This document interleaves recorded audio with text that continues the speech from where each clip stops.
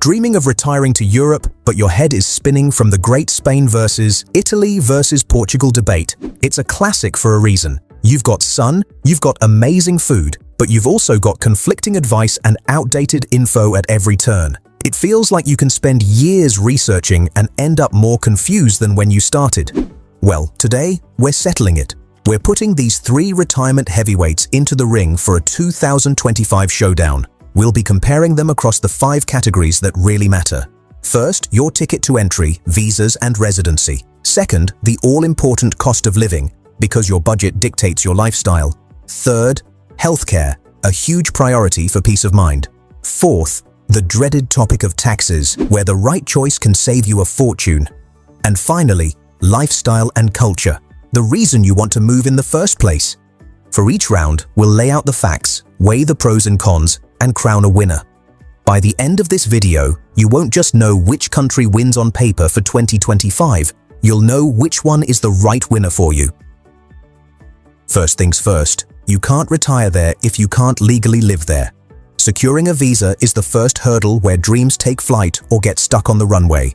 Let's break down the main retirement-style visas for each country. We'll start with Spain and its popular non-lucrative visa, or NLV. The name says it all. You have to prove you can support yourself without working in Spain. For 2025, that means showing a passive income of at least €2,400 a month, which is about €28,800 per year for one person. Bringing your spouse? You'll need to show another €7,200 for the year. This income can be from pensions, investments, anything passive. The catch? You genuinely cannot work in Spain on this visa. After 1 year, you renew for 2, and after 5 years total, you can apply for permanent residency. You'll also need to get private health insurance for at least that first year. Next, let's head over to Italy, the land of La Dolce Vita, and its elective residency visa. Like Spain's, this one is for people who can fund their life without a job. Italy sets the financial bar a little higher though. A single person needs to show a passive income of around €32,000 per year, and for a couple, that number jumps to about €38,000. Italian consulates can be tough. They really want to see stable, reliable income streams like pensions, not just fluctuating investment dividends. You'll also need proof of a place to live, usually a 12-month lease, before you even apply. And just like in Spain, working is a strict no-go. Finally, we come to Portugal and its famous D7 visa. This is where the competition really heats up. For 2025, the minimum passive income you need to show is tied to the Portuguese minimum wage, which works out to just €870 a month, or a little over €10,400 for the year. That's a world away from Spain and Italy, making it an option for a much broader group of retirees. For a couple, it's only €1,305 per month. You still need proof of housing and private health insurance, but the D7 offers a bit more wiggle room as it doesn't strictly forbid all types of work. After 5 years, you're on a clear path to permanent residency and even a passport. This round is a knockout. Spain has a solid, well-established process, and Italy is a great option for those with higher guaranteed incomes. But Portugal's D7 visa is just on another level of accessibility. The dramatically lower income requirement opens the door for so many more people to make their European retirement happen. The path is clear, and the barrier to entry is the lowest of the 3. Okay, you're in. Now, how much is life going to cost? How far will your savings and pension really go? Let's see who wins the battle of the budgets. Let's start with Spain. A couple can live a very comfortable life in many parts of Spain for about €2,000 to €2,500 a month.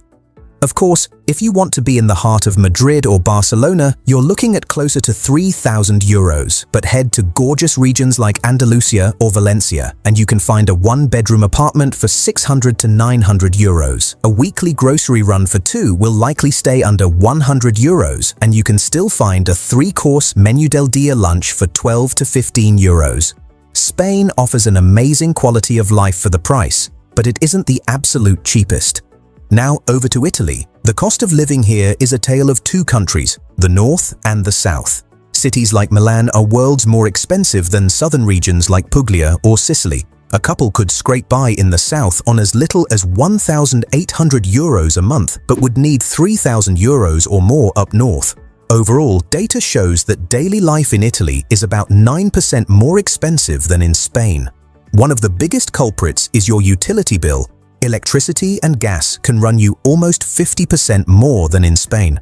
The real bargain in Italy is found when you skip the big tourist cities and embrace life in a smaller town. And finally, Portugal. For years, Portugal has been known as Western Europe's affordability champ, and in 2025, that title still fits. A couple can live well in the interior or smaller coastal towns for €1,700 to €2,000 a month. Even in pricier Lisbon or the Algarve, a budget of €2,200 to €2,800 is very doable. Rents are generally lower than in Spain, and groceries are noticeably cheaper. A couple's monthly food bill can easily be under €300. Eating out is a steal too.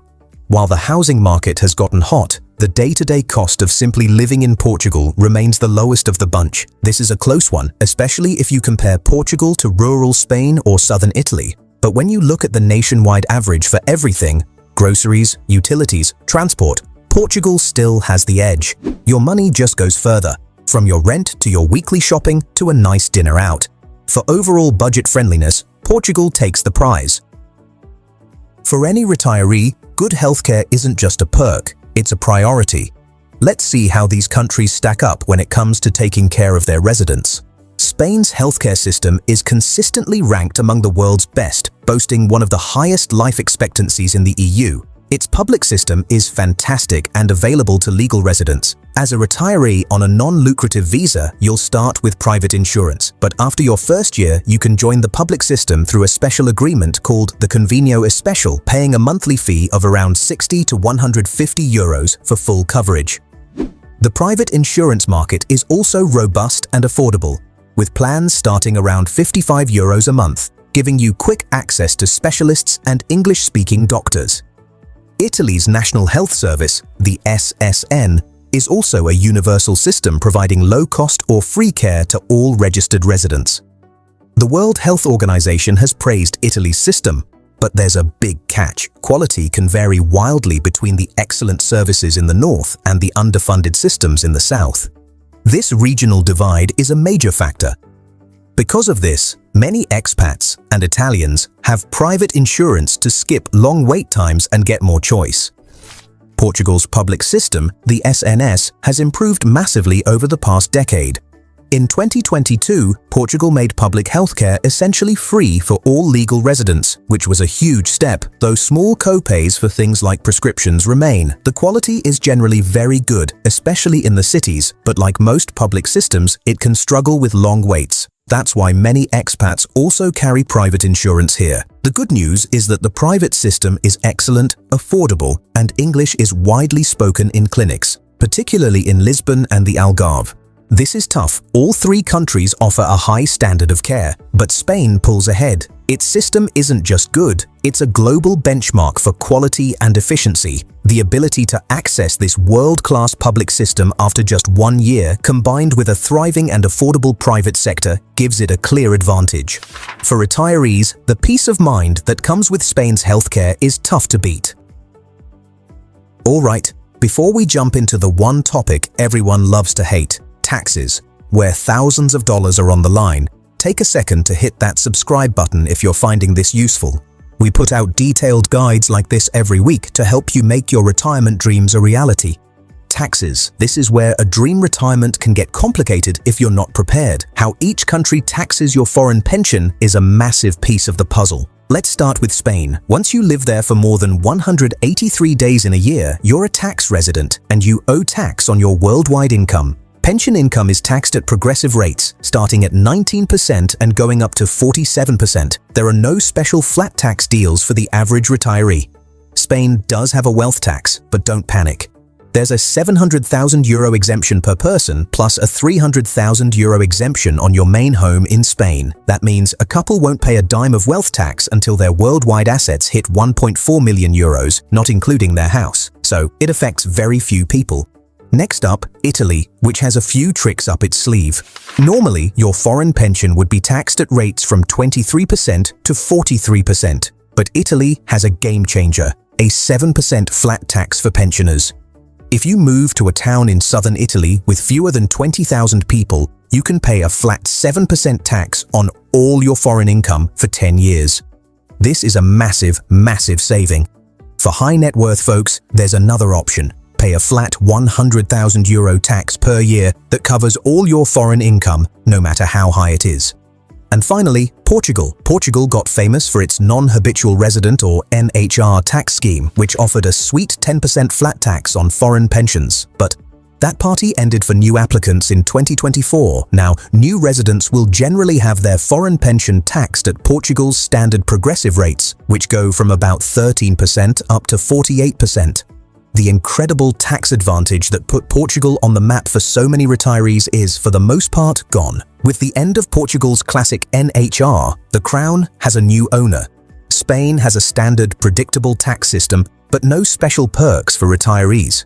Italy, on the other hand, is rolling out the red carpet. For the average retiree, that 7% flat tax in the south is a game-changing deal that neither Spain nor Portugal can touch right now. Sure, you have to be willing to live in a small town, but the financial payoff is huge.